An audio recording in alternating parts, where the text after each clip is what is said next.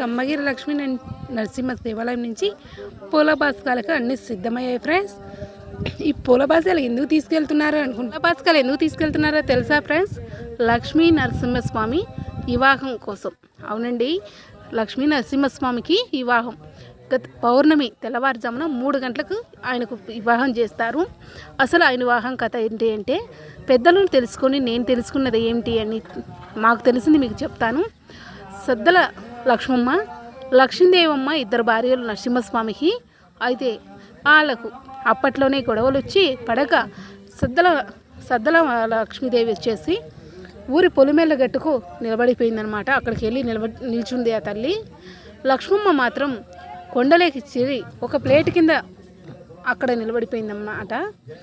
వివాహం మొదలుపెట్టాక పెద్దామ్మ దగ్గరికి ఫస్ట్ వెళ్ళి ఆమెకు సీరా సారా వహనమిచ్చి తర్వాత చిన్నామ్మ దగ్గరికి కూడా సేమ్ అలాగే తీసుకుపోయి ఇస్తారంట. అలాగే స్వామి తీసుకువెళ్ళే రామ్మోహన స్వామి పూల బాస్కాలు కూడా అమ్మవారికి అలాగే సమర్పిస్తాడు. అలాగే మాంగళ్యం కూడా స్వామి తీసుకొస్తారనమాట.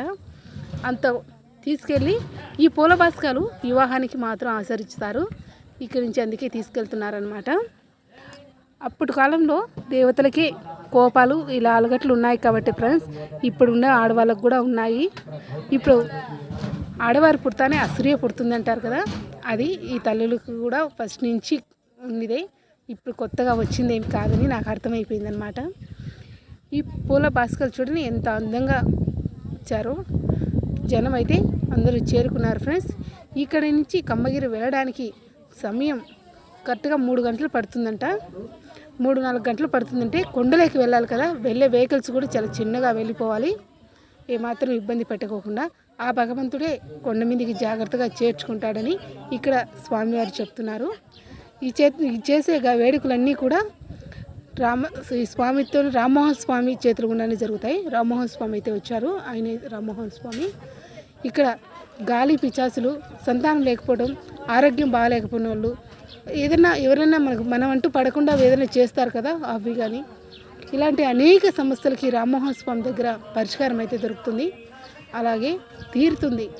ఒకరు చెప్తే కాదు, ఎవరి నోట పట్టినా ఈ కొండకు వచ్చిన వాళ్ళకు తప్పకుండా ఫలితం దక్కుతుందని, లేకపోతే ఈ కొండకు రమ్మని చెప్పడని చాలా గొప్పగా చెప్పుకుంటున్నారు.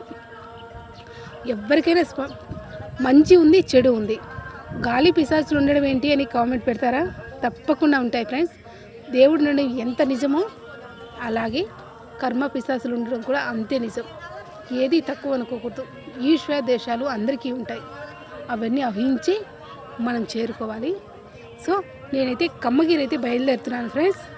అక్కడ ఉండే గొప్ప విశిష్టతను వీడియోస్ రూపంలో మీకు పెడతాను. మన వీడియోస్ ఛానల్ కొత్తగా చూస్తున్న వాళ్ళు ఎవరైనా ఉంటే ప్లీజ్ సబ్స్క్రైబ్ చేయండి, లైక్ చేయండి, షేర్ చేయండి ఫ్రెండ్స్. ఇలాంటి మంచి మంచి వీడియోలు పెడతాను. ఇదైతే కమ్మగిరి బయలుదేరడానికి ఆల్మోస్ట్ అందరూ రెడీ అయిపోయారు. ఇక్కడ నుంచి వెహికల్స్ ఉంటాయి, రామ్మోహన్ స్వామి అరేంజ్ చేస్తారనమాట. ఇక్కడ నుంచి అయితే అందరూ అక్కడికి వెళ్తారు. అక్కడ కూడా స్వామి ఆశ్రయం ఉంటుందంట. ఆశ్రమంలో భోజనాలు కానీ, వాటర్ సదుపాయాలు కానీ, నిద్రించడానికి కానీ అన్ని సదుపాయాలు ఉంటాయి. ఆ స్వామి కూడా ఇంత ఉన్నా సరే గర్వం అహమానం అంటూ ఏమీ లేదు. జనాలతో పాటు ఆయన కూడా రారీలోనే బయలుదేరడం జరుగుతుంది. ఎంత జనాలలో సమానమే అంటాడు భగవంతుడు.